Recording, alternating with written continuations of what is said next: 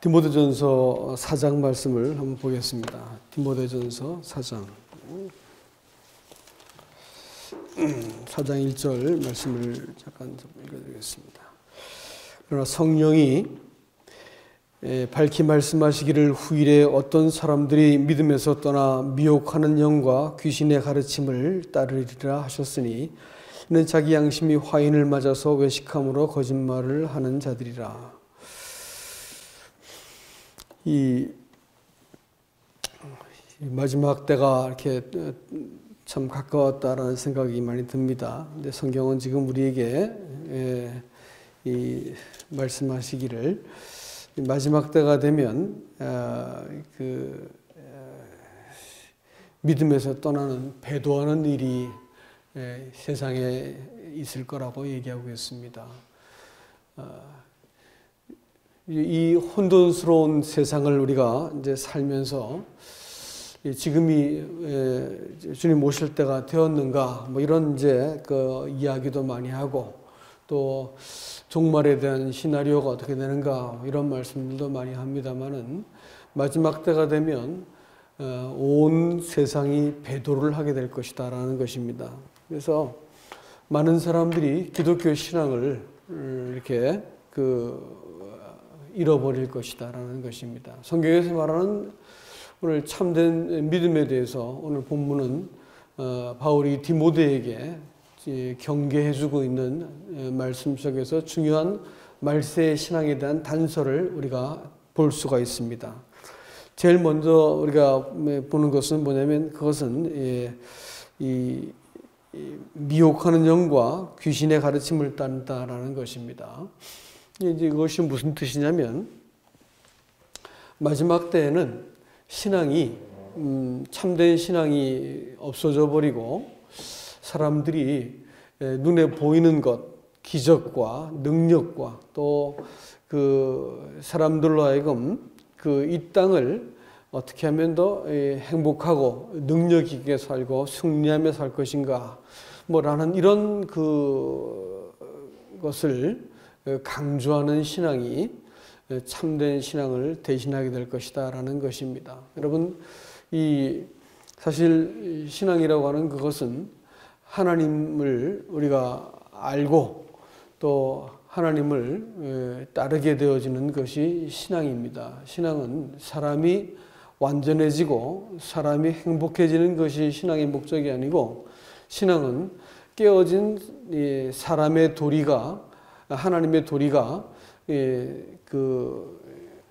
구원을 통해서 사람이 하나님의 도리를 회복하게 되는 것을 우리가 구원이라 말하고 신앙이라고 말하는 것입니다. 근데 많은 사람들은 그렇게 구원을 보지 않고 이 땅에서 사람이 자기를 성취하고 자기가 만족해가게 되는 그것을 구원이라고 보는 것입니다. 그렇기 때문에 사람들이 미혹을 어떻게 받냐면 눈에 대단히 강력하고 표적이 있고 하나님이 나타나는 것처럼 능력 있는 이런 어떤 외적인 이렇게 실력으로 이렇게 보여주는 이런 표적을 가지고 아마 기독교가 미혹을 당할 것입니다. 많은 사람들이 하나님 자신을 경외한 게 아니고 사람을 완전하게 하고 능하게 하고 복되게 하는 어떤 그런 것을 가지고 신앙이라고 생각하기 때문에 많은 사람들이 그쪽으로 이렇게 능력을 행하고 기적이 나타나는 사람들을 따라가게 될 것이다 이렇게 말합니다. 두 번째로는 귀신의 가르침을 따를 것이다 이렇게 말을 했습니다. 귀신의 가르침이라고 하는 것은 그 다름 아닌 귀신은 하나님을 대적하던 존재였습니다. 자기를 높여서 하나님과 견주던 존재였지요. 이 귀신의 가르침은 오늘날 참된 복음이라는 것을 충분히 대체할 만큼 매력적인 것이 틀림이 없습니다. 그건 무엇이냐면 사람이 구원이라고 하는 그 문제를 가지고 제일 먼저 이것을 어떤 구원을 내가 깨달았다 혹은 구원받는 내가 어떤 확신을 내가 갖게 되었다 이래가지고 구원이라고 하는 것을 사람이 어떤 소유할 수 있는 그 무엇으로 만들어버리는 것이 귀신의 가르침입니다.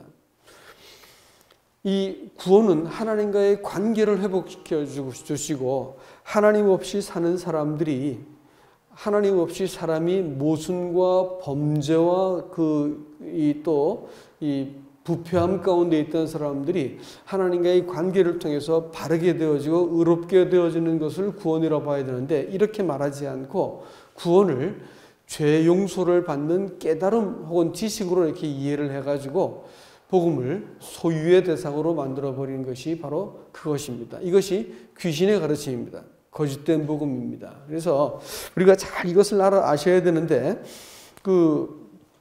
이 요한계시록 3장에 보시면 15절부터 17절에 보면 라오디게아 교회가 나옵니다. 여러분 이 라오디게아 교회가 자기들에 대해서 뭐라고 말하냐면 나는 부자라 부족한 것이 없다 이렇게 이야기했습니다. 왜 그렇게 말을 했을까요? 라오디게아 교회는 하나님의 경륜상 맨 마지막에 있는 교회를 말합니다. 말세 교회를 말해요. 근데 그 교회가 갖고 있는 특징이 뭐냐면 내가 부자다라고 말하는 것입니다. 왜 부자라고 생각할까요? 이 사람들한테는 구원의 지식이 있었습니다. 복음의 지식이 있었던 사람이고요. 또 이것이 물질적인 부유함처럼 보이지만 여러분 요한계시록 3장을 읽어보시면 이게 물질적인 부유함이 아니라는 것을 제가 읽어드리겠습니다. 3장 15절에 보시면 이렇게 말하고 있죠. 내가 내 행위를 아노니 내가 차지도 아니하고 뜨겁지도 아니하도다. 내가 차든지 뜨겁든지 하기를 원하노라. 내가 이같이 미지근하여 뜨겁지도 아니하고 차지도 아니하니 내 입에서 너를 토하여 내치리라. 네가 말하기를 나는 부자라 부유하여 부족한 것이 없다 하나 했죠. 근데 이제 주님은 뭐라 하냐면 내 곤고한 것과 가련한 것과 가난한 것과 눈먼 것과 벌거벗은 것을 알지 못하는도다 이렇게 말했죠. 이것이 물질적인 문제일까요? 예수님이 지금 나열하고 있는 것은 물질적인 것을 말하고 있는 게 아니에요. 실제로 이 라오디게아 지역은 온천도 있었고 또 안약을 만드는 공장 이렇게 기술이 있었기 때문에 부자였다고 합니다. 그렇지만 이건 그걸 말하는 게 아니고 영혼의 상태를 말하고 있는 거예요.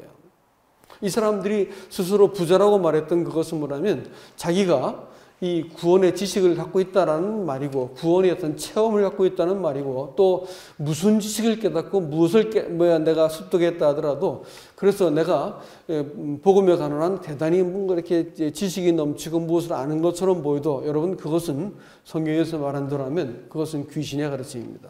성경에서 말하는 복음이 아니라는 것입니다. 어떤 분은 제가 얼마 전에 만났는데 자기는 무슨 죄를 지어도 나는 왕이기 때문에 우리가 왕 같은 제사장 아닙니까? 왕이기 때문에 죄가 성립되지 않는다 이렇게 말을 하더라고요. 자신이 매우 신앙을 이렇게 깊이 아는 것처럼 말을 하는데 거짓된 겁니다. 여러분 귀신의 가르침이에요. 자기는 무슨 죄를 지어도 죄가 성립되지 않는데 성경에서 우리가 자백하지 않으면 하나님을 거짓말하는 자로 만드는 것이다. 네 신앙이 거짓된다라고 이렇게 말씀하셨는데 자백을 필요로 한다고 하는 것은 성령께서 우리의 마음속에 죄를 지적한다는 말이죠. 이런 말들을 우리가 자기가 무슨 구원의 확신과 구원의 어떤 보증과 구원의 어떤 지식을 깨달았다, 알고 있다라는 것을 가지고 구원을 받게 되었다고 믿는 것이 말세 보편적인 신앙이 된다고 하는 것입니다. 그래서 예배를 주일날 드리니까 막 이게 분노를 하고 아주 비난을 하더라고요. 혼자 예배를 드리면 되지 뭐 예배를 내가 우리가 언제나 드리는 건데 꼭 주일날 가서 드려야 되는 거요? 따지더라고요. 그렇다면 카타콤에 있는 분들은 그렇게 죽을 이유가 없었죠. 순교할 이유도 없었고. 성경이 말하는 바는 그렇게 말하고 있지 않는 것입니다. 나는 부자라고 말하는 이 세대의 복음은 귀신의 가르침입니다. 복음을 소유한다고 말하는 것은 거짓된 복음이에요. 복음은 소유되는 것이 아니에요. 복음이라는 것은 오히려 우리가 하나님께 소유가 되는 것이요. 복음이라고 하는 그것은 내가 하나님과의 관계가 시작되어서 그분께 복종하게 되어지고 그분을 따르게 되는 것이 복음인 것이지 내가 구원의 지식을 깨닫고 내가 부자가 되었다. 나는 이제 문제가 없고 난 천국 갈 수 있는 자격을 얻었다. 이렇게 말하는 것은 여러분 귀신의 가르침인 것을 반드시 믿으셔야 되는 것입니다. 고린도전서 4장 8절을 보겠습니다. 고린도전서 4장 8절은 이렇게 나와 있습니다.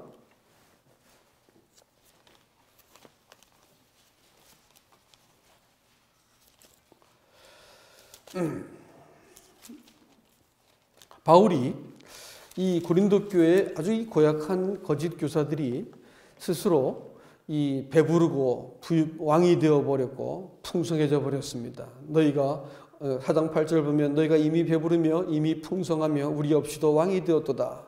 우리가 너희와 함께 왕노릇하기 위하여 참으로 너희가 왕되길 원하노라. 그러나 바울은 어떻게 됐냐면 죽이는 자 같이 되었고 만물의 끄트머리 가운데 되었고 천사와 사람의 구경거리가 되었고 예수 때문에 그리스도 때문에 어리석게 되었지만 너희는 지혜롭게 되고 우리는 약해졌지만 너희는 강하게 되고 너희는 존귀하게 되나 나는 비천하게 되었다.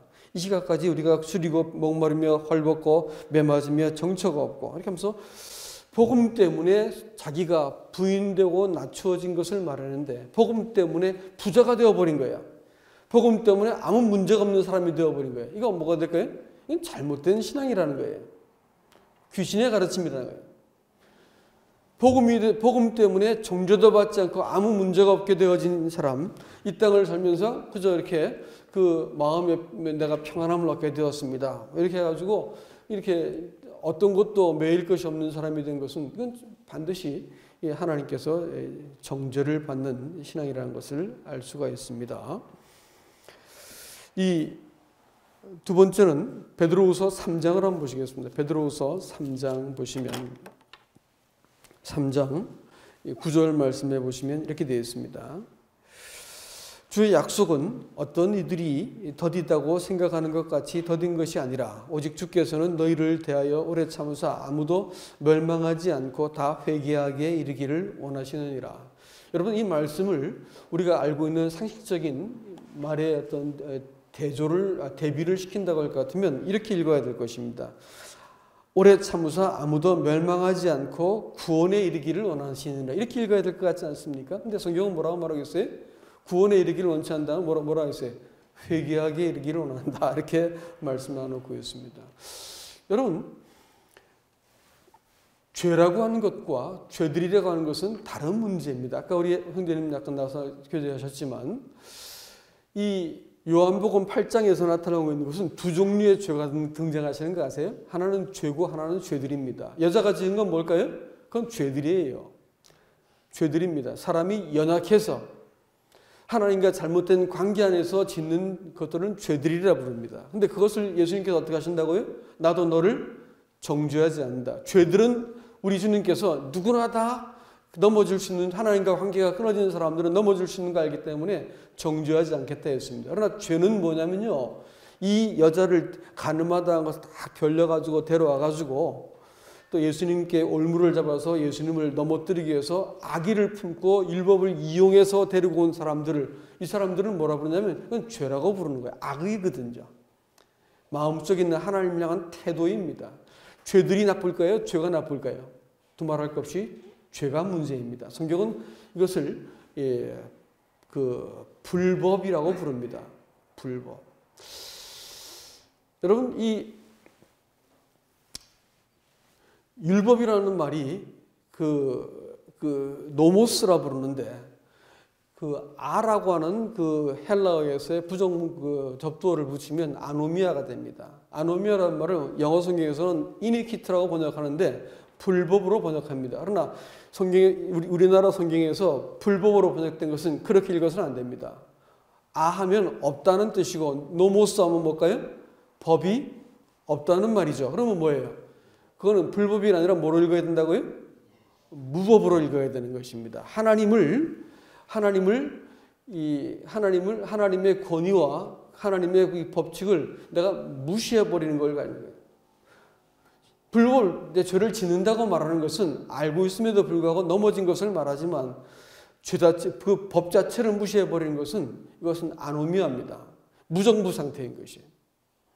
그러면 예수님께서 마태복음 7장 24절 말씀에서 이 불법을 행하는 자들아 내게서 떠나가라 이렇게 말씀할 때 누구를 말한 걸까요? 죄를 지은 사람들을 말하는 거예요? 아니면 하나님의 법을 없는 것처럼 여긴 사람을 말할까요? 후자입니다. 복음 다 깨달은 사람들이요, 여러분. 오늘날 전해지고 있는 복음이 위험한 것이 뭐냐면 사람들이 이제는 내가 율법에서 자유케 되었기 때문에 법이 없는 거야. 멋대로 살아버리는 거예요. 그러나 하나님은 성령을 법으로 주셨어요. 그리스도의 법을 위해서, 우리가 하나님의 선한 일을 위해서 하나님이 지으신 바가 되었기 때문에 그 길을 따라 살도록 하기 위해서 우리를 하나님이 지으셨다고 에베소서 2장 10절은 말하고 있습니다. 구원받고 너는 후리다, 이제부터 마음껏 살아라, 이렇게 말하고 있지 않습니다. 우리를 이제 이 정죄로부터 벗어나게 하셔가지고 우리로 하여금 이제 마음의 악심으로부터 돌이켜서 하나님을 따르도록 만들어 놓은 거예요. 아시겠어요? 그렇기 때문에 죄들은요, 하나님께서 용서하세요.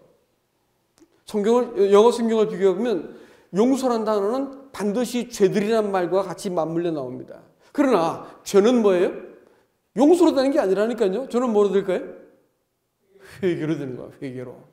회개한 적이 없으면 하나님께서 반드시 심판하십니다. 그래서 요한계시록 이 3장부터 16장까지를 쭉 읽어나가면 회개한이라는 단어가 아주 집중적으로 쫙 나옵니다. 요한복음 16장에 가서는 그들이 그 험악한 하나님의 진노 아래서도 회개하지 않더라. 우상숭배라고 끝까지 하나님께 회개하지 않더라. 이를 갈고 어두운 데서 이를 갈고 그 슬퍼한다 할지라도 회개는 하지 않는 거예요. 분하다 이게. 억울하다 이게. 악인들의 모습은 절대로 회개하지 않습니다. 자기 자신을 돌이킨 적이 없이 하나님을 믿는다고 말하는 그것은 사실은 죄사함을 아무리 깨닫고 더 이상 죄 없네, 나 자유받았다고 난리를 쳐도 여러분 그것은 반드시 지옥 가는 복음인 것을 아시기 바랍니다. 귀신의 가르침입니다.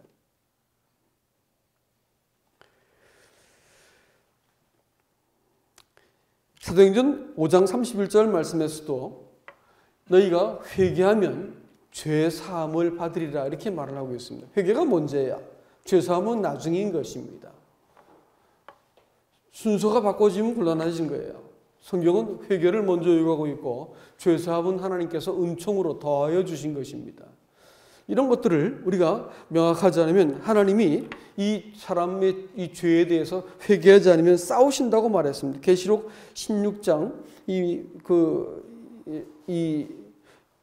16장에서 볼 것 같으면 악인들에 대해서 하나님께서 어떻게 말씀하신지를 보이고 2장과 3장에서는 회개하지 않으면 우리 하나님께서 오셔가지고 이 사람과 더불어 대적하여 싸우신다 그랬고 회개하지 않으면 하나님이 오셔가지고 그 너를 큰 환난 가운데 던져버린다 그랬고 교회에 대해서 말씀하신 거예요. 교회에 대해서 요한계시록 2장과 3장에 보면 도적같이 온다 그랬고 큰 환난에 던져버린다 그랬고 내가 너를 대적하여 싸운다 그랬고 널 촛대를 옮겨버린다 말씀했고 회개하지 않으면 회개라고 말하는 것은 구원받을 때 우리가 회개하고 하나님께 돌이키는 문제도 있지만 살면서 우리의 본성이라는 것은 무단히 우리 가운데서 나타나가지고 우리를 이렇게 욕심을 갖게 만들고 의심을 하게 만들고 탐욕스럽게 만들고 부정한 것을 하게 만들고 이렇게 이 사람 속에서 이 욕망을 자꾸 불을 일으키는 거예요. 어떻게 해야 될까요? 돌이켜야죠. 7 교회를 향해서 회개하지 않으면 내가 너와 더불어 싸우겠다고 말씀하셨다니까요. 그리고 계시록 16장에 가시면 이 회개하지 않는 자들과 더불어 싸우는데 끝까지 회개하지 않는 모습으로 나타나는 것입니다. 그리스도인들은 회개할 수 있어야 됩니다. 이 악한 시대 가운데 나타나는 것은 무법한 복음입니다. 복음이 로우 리스니스야, 아노미아라. 하나님의 도리를 따르지 않고도 내가 구원받았다는 확신으로 버틸 수 있는 복음입니다.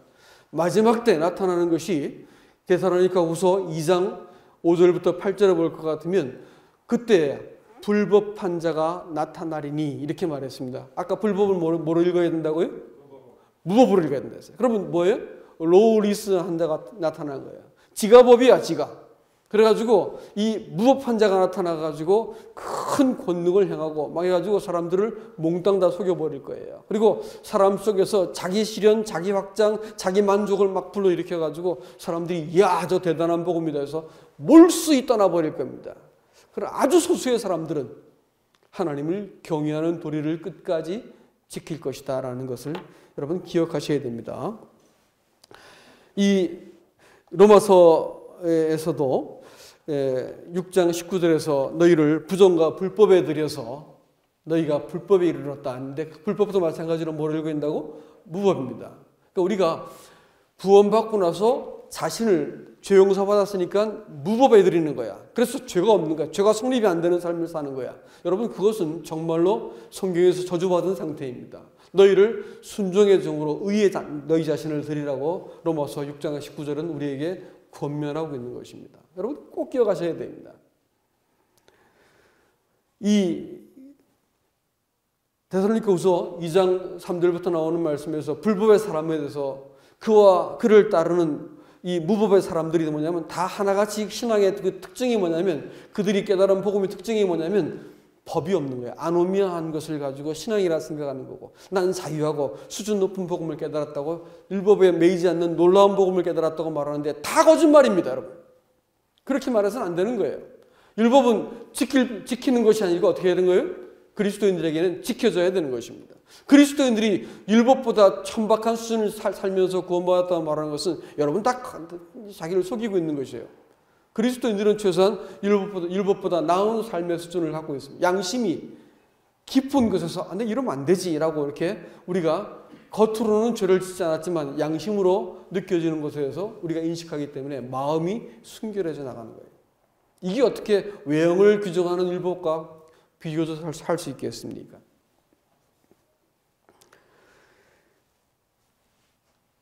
이 외식과 불법을 행하는 자들아 이렇게 말씀을 하면서 바리새인들을 주님은 책망하셨습니다. 여기서 불법은 또 뭐를 읽어야 돼요?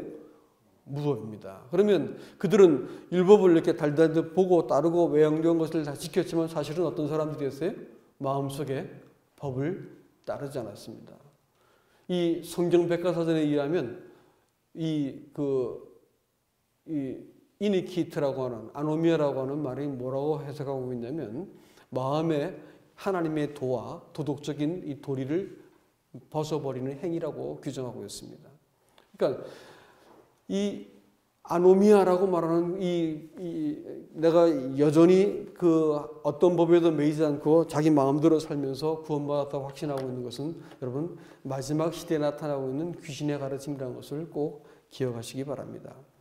이제 이 말씀을 정리하겠습니다. 디모데후서 말씀을 한 장 더 보시겠습니다. 디모데후서 3장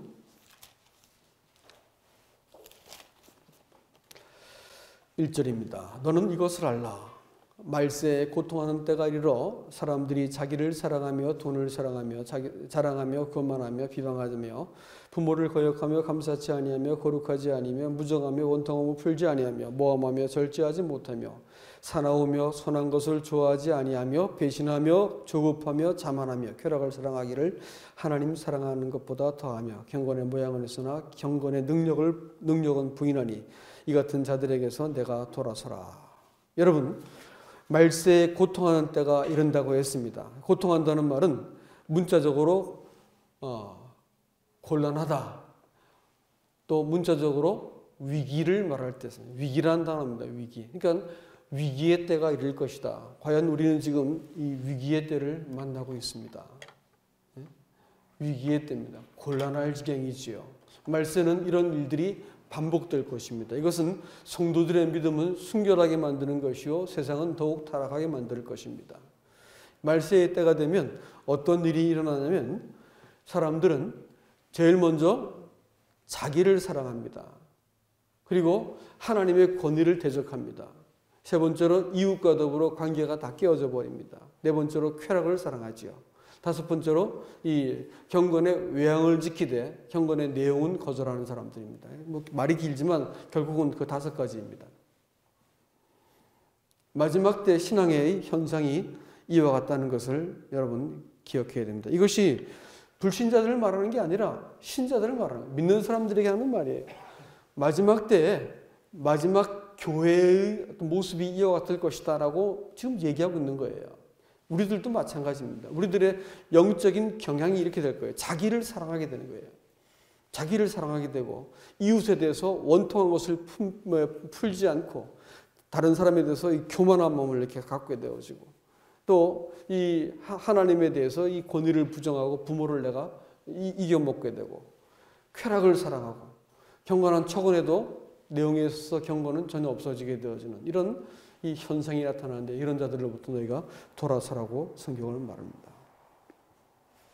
이 어거스틴이라고 하는 사람은 그 마음에 좋아하는 것만 받아들일 것 같으면 당신은 지금 복음을 받아들인 게 아니고 복음을 믿는 게 아니고 자기 자신을 믿는 것입니다 라고 얘기했습니다. 구원은 사람의 행복을 위한 것이 아니고 하나님의 영광을 위한 것입니다. 구원은 천국을 위해서 우리에게 주신 것이 아니고 구원은 하나님이 이 땅에서 우리를 거룩하게 만드시기 위해서 주신 것임을 기억하셔야 됩니다. 자기 성취, 자기 확장이 아니고 하나님의 나라와 뜻을 이루시기 위해서 우리를 구원하시고 부르셨다고 하는 것을 기억하시기 바랍니다. 데살로니가후서 1장 8절 말씀에서는 주님께서 그날에 영광 가운데 천사들과 함께 불꽃 가운데 나타나셔가지고 누구를 심판하시냐면 하나님을 모르는 자들과 복음에 복종치 않은 자들을 심판하시겠다고 명백히 말하고 있습니다. 그날에 너희가 그 얼굴을 떠나게 되어지고 그 힘의 영광을 떠나게 된다 했습니다. 그리고 영원한 형벌 가운데 떨어져 나간다 했습니다. 이게 무슨 말일까요?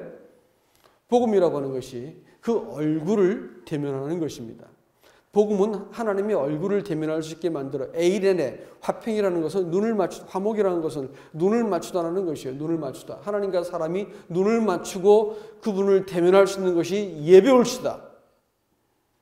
예배올시다. 아, 예배는 뭐 아무 때나 마음에 들민다고. 요즘 사람은 누구나 다 그런 말을 하더라고. 아니요. 그렇게 말해서 안 되는 거예요. 예배를 드려야 되는 것입니다. 하나님을 대면하는, 그래서 하나님은 몰라. 물론 우리가 이렇게 예배 드리지만 이것은 하나님께서 손을 뻗고 팔을 벌리고 벌려가지고 가장 낮은 곳에 있는 사람까지 끌어안으신 자리가 바로 그의 몸과 그의 피를 가지고 자신을 우리와 당신을 이렇게 하나로 이 만나신 자리가 바로 떡가잔입니다. 만찬을 대할 때마다 이 초대교회 성도들은 그 고난의 극심한 정점에서도 만찬 때문에 삶의 이 의미를 찾고 살아왔습니다. 여러분, 우리가 살아가면서 여러 가지 문제들을 만나지만 그때 하나님의 얼굴을 대면하지 못한다고 할 것 같으면 우리 신앙은 아무것도 아닙니다. 신앙이 없던 사람들이었어요. 하나님의 얼굴을 그때그때 대면하는 것입니다. 내 가장 추한 자리에서, 면목이 없는 자리에서조차도 하나님의 얼굴을 대면할 수 있는 사람들이 하나님의 사람들입니다. 그 힘의 광에서 멀어지는 사람들은 복음을 머리로 이해한 사람들입니다. 자기의 천국 갈 수 있는 어떤 그런 자격을 획득하기 위해서 무엇을 깨달은 사람들은 복음의 능력이 하나도 없어요. 그러나 복음이라고 하는 것이 그분을 따르는 것이요 복종하는 것이라고 할 것 같으면 삶 속에서 내 계산은 그렇지 않고 상황은 그렇지 않지만 내가 하나님 당신을 의지하겠습니다라고 내 계산, 내 길, 자기 경영을 포기하고 그리스도를 딱 붙들기 시작할 때 하나님이 자기의 나라를 이루시고 자기의 뜻을 하늘에서부터 손을 뻗어서 우리의 인생 가운데 개입하신다는 거예요. 그래서 우리 일을 통해서 하나님의 일들을 이루어 나가시는 것을 내가 보이겠다고 말하는 거예요. 이게 하나님의 나라고. 이 능력과 이 하나님의 이 손길을 경험하지 못한다고 할 것 같으면 복음의 능력을 아무것도 모르고 사는 거예요. 경건의 능력이 없는 사람들이, 자기 부인을 해보지 않은 사람들이 어떻게 하나님의 능력을 어떻게 경험할 수 있겠어요? 자기 경영이 포기되지 않은 사람이 어떻게 하나님의 능력을 경험할 수 있겠습니까? 여러분, 그날에 하나님을 모르는 자들과 복음에 복종치 않은 자들은 다 그 얼굴과 영광에서 떠나가지고 영원한 심판 가운데, 형벌 가운데 떨어질 것을 기억하셔야 됩니다. 복음을 우습게 보지 마시고 귀신의 가르침을 복음이라고 생각하지 마시기 바랍니다. 이 말씀을 정말 꼭 기억하시기 바랍니다. 이 마지막 세대는 귀신의 가르침이 횡행할 것입니다. 미혹하는 영들이 큰 능력으로 세상을 다 흔들어가지고 온 세상이 다 그 길을 따라갈 거예요. 그걸 복음이라 믿고 따라갈 겁니다. 그러나 여러분들, 우리는 그렇게 해서는 안 됩니다. 주님이 우리에게 주신 이 놀라운 이 복음과 몸된 교회와 예배를 주님 오실 때까지 끝까지 잘 지킬 수 있기를 주님의 이름으로 축복합니다.